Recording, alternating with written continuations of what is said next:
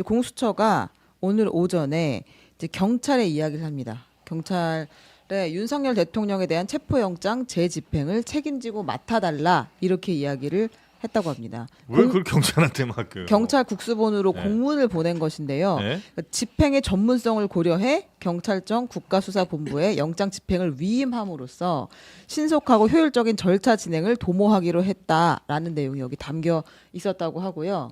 아니 왜 했어 그럼 처음에? 아 이제 그거는 천천히 얘기를 해보면 될 것 같고 경찰도 당황한 모양새예요. 네. 공수처가 사전에 아무런 논의 없이 영장 집행을 일임한다고 해왔다. 네. 일단 공수처가 요청을 했으니까 법리 검토는 하겠다라고 했는데요. 요 안에 또 내막이 있습니다. 그 네. 3일에 체포영장 집행하는 과정이 있었잖아요.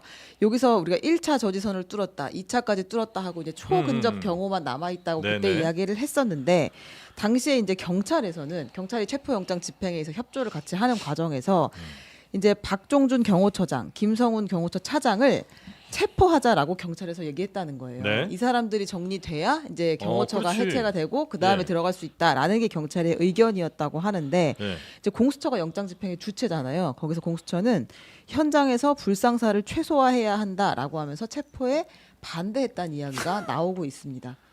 아니 그러니까 근데 요거는 그 체포 이후에 뒤늦게 나온 이야기들을 이야기고. 종합해 보면 이 정도 분위기였던 것 같습니다. 네.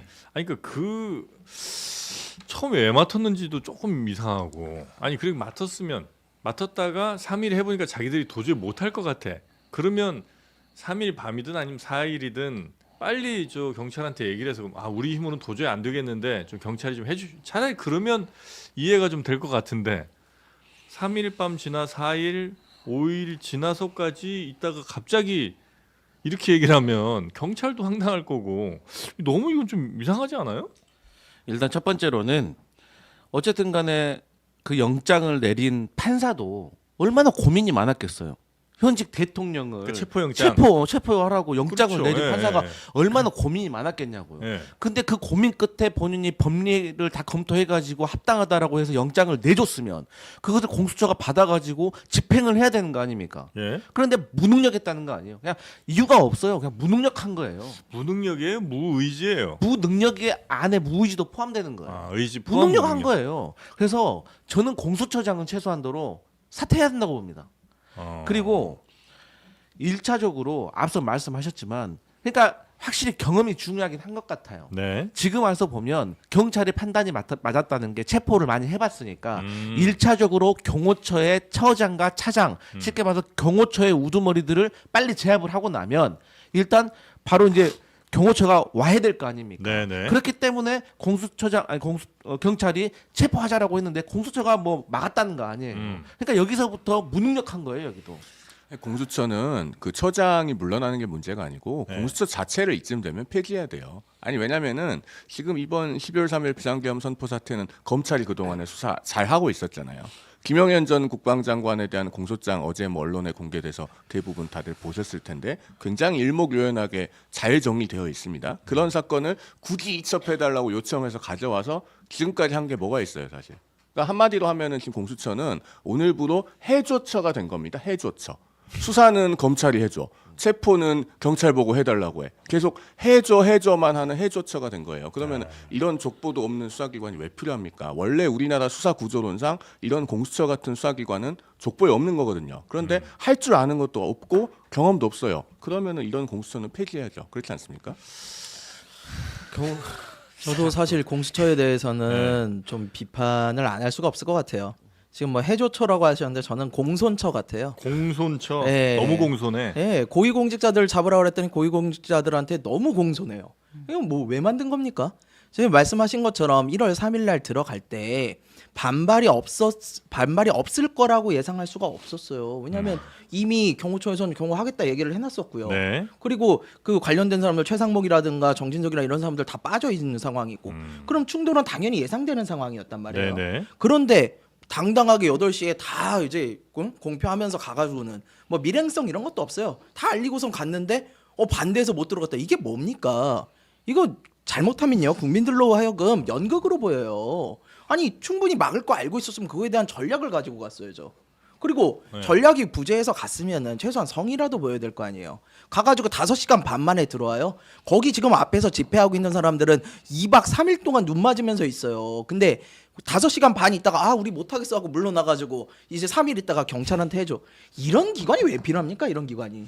저는 아니, 이거 폐지해야 된다고 네. 봐요. 그러니까 공수처가 그 뭐 고위 공직자들 혹은 뭐 검찰 내 이런 일들에 대해서 그래도 수사를 안쪽에서 하긴 좀 힘드니 좀 더 독립적인 기관에서 하자고 만든 걸 텐데 그럼 이제 훨씬 더 베테랑 경력 많은 그리고 수사에 아주 좀 경험이 많이 쌓인 이런 분들이 가 계실 거 아니에요. 아닌가 그게? 아, 아니요, 이제 아니더라고요. 그거는 네. 아니죠. 예, 그건 현실적으로 생각을 했을 때 예. 일단 제 전제부터 말씀드리겠습니다. 두 분 말씀하셨던 것처럼 예? 공수처 무능력하기 때문에 해체론까지 나오는 상황인 것은 인정해야 된다. 네. 근데 이제 현실적으로 공수처가 이제 꾸려졌을 때 많은 이제 경력직 판사라든지 검사라든지 이렇게 임명을 됐잖아요. 네. 근데 저는 그렇습니다. 어쨌든 수적으로 경찰이 지금 공조본 국가수사본부가 120명, 검찰이 100명, 근데 공수처가 40명이에요. 그러니까 인적으로 많이 부족한 건 맞아요. 하지만 그게 이유가 될 수가 없는 거예요. 그렇죠. 네, 왜냐하면 경찰이 협조를 받아서 지휘를 예, 했으면 예, 되는 예, 거거든요. 예. 그리고 지금 경호처가 고립무원 상태인 거예요. 아시다시피 군도 국방부 장관 직무대행이 군 병력이 체포영장 집행 가는 것을 막는 것에는 부적절하다고 했었거든요. 네. 그러니까 군이 열어줬잖아요. 그리고 나서 경찰도 사실 열어줬고 마지막 3차 관문 이제 한남로 관저에 있는 경호처만 뚫으면 되는 거였어요. 그런데 경호처에 있는 경호관들도 사람이잖아요. 네. 공무원이고 이들도 다 유튜브 보고 뉴스 본단 말이에요. 네. 근데 이런 상황에서 사실 경호처가 뭐 한 400명 됐는데 그 중에서 제 생각에는 경호처 처장과 차장, 뭐 본부장 요 정도의 30-40명 정도의 충성파들 빼놓고는 실질적으로 윤석열 대통령을 지키려고 하는 저는 의지가 없다고 보거든요. 그렇겠죠. 정상적인 공무원이라고 하면. 예. 그런데 이것을 뚫지 못했다는 것은 의지가 부족했고 예. 말씀하신 것처럼 아침에 갔다 점심시간에 내려온 거예요. 그러니까 웃으면서 내려오는 것도 사진에 찍혔잖아요. 아. 이게 잘못된 거예요. 그러니까 말씀하셨던 것처럼 20대 진짜 이 청년들 키세스 응원단이라고 하잖아요. 그 춥고 눈 오는데 그 은박지 담요 하나 덮고 윤석열 체포하라고 그렇게 외치는데 그거를 외면하는 게 되겠습니까? 일단 첫 번째 제가 그래서 만약에 경호처 그렇게 막으면 어떡할 거냐 몸 써서 막으면 물리적 충돌이 일어나냐 어떠냐 물어봤더니 대부분의 뭐 전문가분들이신 분들이 아유 공수처 다 공무원들이야 그럴 일이 없다고 아마 별일 없이 다 그냥 연행할 거라고 이렇게 체포할 거라고 얘기했거든요. 안 됐잖아. 그리고 체포를 그렇게 예를 들면 공수처 체포영장을 공수처한테 준 거 아니에요? 네. 근데 체포영장을 공수처한테 줬는데 공수처가 이걸 그냥 체포영장 경찰 너냈어 이렇게 할 수는 있어요? 그거 안 돼요.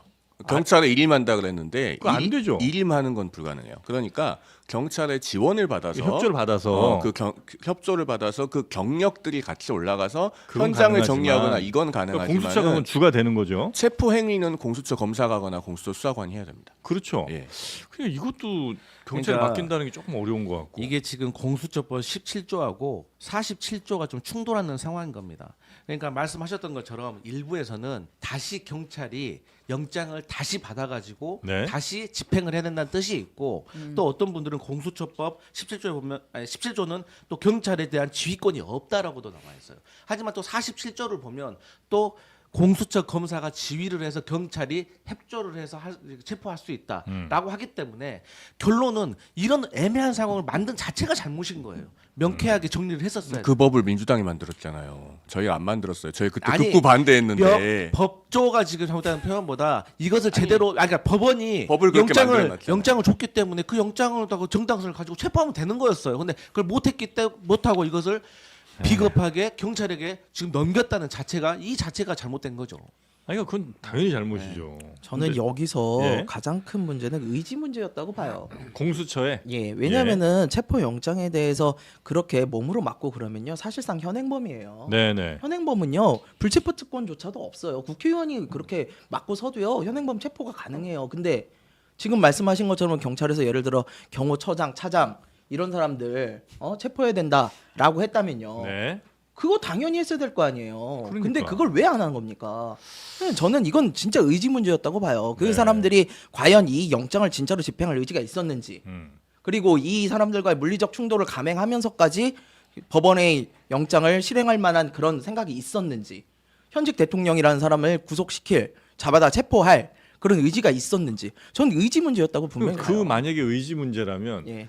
그들의 진짜 의지는 뭐예요? 그러니까 그 대통령을 진짜로 체포할 의지가 별로 없었던 사람들이면 시간 이렇게 그냥 끌고 그냥 체포하는 모습, 약간 체포하는 것처럼 하는 모습 좀 보여주다가 그냥 이번 텀 넘긴다. 이게 그들의 의지예요? 이게 단정하긴 되게 어렵지만 지금 결과적으로 보면 사실상 그렇게까지도 의심이 돼요. 왜냐하면 말씀하신 대로 가가지고 조금 있다 내려왔죠. 그리고 바로 경찰에 뭐 요청한 것도 아니고 오늘 와서 하는 거 아니에요. 예. 그러니까 시간을 끌 만큼 끌었죠. 영장 다시 재청구해야 되죠. 이건 뭐 하는 거냐고요. 근데 지금. 저는 네. 이제 그렇게까지 공수처 어떤 수사관들이나 검사라든가 공수처장이 나쁜 사람일 거라고 믿고 싶지는 않아요. 하지만 그런 걸 떠나서 그냥 결과적으로 무능력한 거예요. 더 이상 뭐 그 사람이 어떤 마음을 가졌는지 선인지 악인지 이건 판단하는 게 의미가 없고, 그래서 이제는 경찰에게 입첩을 했기 때문에 경찰이 적법한 절차에 따라서 빨리 집행을 해야 되고 아직 이첩을 안 했죠. 사건 자체는 이첩도 안 하고 공수처가 여전히 들고 있어요. 네. 그러면서 체포만 해줘. 라고 일임을 한 상태인 겁니다. 이건 법적으로 안 돼요. 그리고 사실은 민주당에서 지난 12월 9일인가요? 김민석 수석 최고위원이 뭐라고 했습니까? 검찰은 이 사건 손 떼야 된다. 그러면서 사실상 공수처가 해야 된다는 게 그 시기에는 민주당의 입장 비슷한 것이었잖아요. 그런데 지금 이렇게 됐어요. 그리고 애초에 공수처를 만들 때도 사실은 국민의힘의 전신인 자유한국당은 그 당시에 반대했고 패스트트랙에 태워가지고 이 족보에도 없는 이상한 수사 조직을 만들어 놓은 거 아닙니까? 근데 우리 이제 그런 시청자들께서도 식으로- 잠깐만요. 우리 시청자들께서도 공수처 홈페이지에 들어가 보시면 그 검사 배치표가 있어요. 한번 보시면은 네. 거기 지금 처장, 차장, 그다음에 수사기획관, 인권옹호 감독관 빼고 일반 검사가 몇 명 있냐면 부장검사 2에 평검사 7명 있습니다. 그리고 그 부장검사 2분은 한번 경력들을 찾아보세요. 그러면은 이 공수처라고 하는 조직이 사실은 윤 대통령이 직접 자진 출석을 했든 또는 뭐 체포가 됐든 간에 제대로 조사해서 사건을 핸들링할 만한 역량이 대단히 부족한 조직이다라고 네. 하는 거 공감하실 수 있을 겁니다. 근데 이제 네. 공수처 처음 태생부터 해서 민주당 너희들이 잘못했다라고 하는 거는 A를 얘기하고 있는데 B를 얘기하는 거고 똑같은 거예요. 그럼 그런 식으로 따진다면은 뭐 조선시대까지 다 흘러가야 돼요. 네가 잘했냐, 내가 잘했냐. 아니. 그리고 그래서 미래를 지금 얘기를 해야 되는 거지. 그렇게 따진다고 하면 민주당도 아니 그러니까 국민의힘도 공수처도 안 된다, 검찰도 안 된다, 경찰도 안 된다. 그럼 그렇게 안 된다라고만 하지 말고 일반 특검 빨리 출범시켰어야죠. 그리고 일반 특검이 하는데 출범하는데 시간이 걸리니까 이미 그 내란죄와 관련된 그 상설 특검은 통과시켜 이미 여야가 합의된 거나 다름없잖아요. 200표가 넘었으니까. 아니 우리 송 변호사님도 평소에 상설 특검에 자, 대해서 제가 동의하시는 말씀드려볼까요? 분이었잖아요. 일단, 얘기 아니, 끝나고 잠깐만요. 얘기하고. 일단, 네. 그래서 이런 것도 안 하면서 자꾸 공수처가 잘못됐네 어쨌네 하는 것은 문제를 해결하자는 게 아니에요. 불평불만인 거예요. 아니 실제로 공수처가 들고 있으면서 문제가 해결이 하나도 안 되잖아요. 그리고 그게 돼서 무능력하다고 잠깐만요. 제가 동의했잖아요. 말씀드려볼게요. 자, 일단 저는 12월 3일 비상계엄 선포 사태 이후에 일관되게 이 사건은 검찰이 수사해야 된다고 말해오고 있습니다. 네. 늘 그렇게 말씀드렸고 왜 그러냐면 내란에 관해서는 검찰이 수사 노하우를 갖고 있어요. 12.12 5.17 수사에서 대법원까지 유죄 판결 받아본 경험이 있습니다. 그러니까 이건 검찰이 수사를 해야 된다는 거고 실제로 어제 언론에 공개된 공소장 보면 아 역시 검찰이 하는 게 맞구나라고 하는 게 지금 확인이 된 측면이 있어요. 그다음에 공수처를 만든 걸 왜 얘기를 하냐라고 하시는데 실제로 이 공수처라고 하는 기관이 애초에 우리나라 수사 구조 연역에 보면은 없어도 되는 기관이기 때문에 그래요. 과거에도 존재하지 않았고 만들어진 지 지금 5년이 됐는데 유죄 판결을 받은 게 뭐가 있습니까? 딱 한 건 있었죠. 손준성 검사 고발 사주 사건 1심 유죄 받았다가 그것도 작년 12월에 서울고등법원에서 무죄로 뒤집혔잖아요. 네. 1년에 예산 200억을 쓰는데 1년에 한 건도 유죄를 못 받는 수사기관이면 그런 수사기관이 왜 필요합니까? 그것 쓸데없이 만들어서 지금 이렇게 사건이 꼬이고 뺑뺑이 도는 것에 대해서 민주당이 좀 네. 그건 돌아보셔야죠. 자,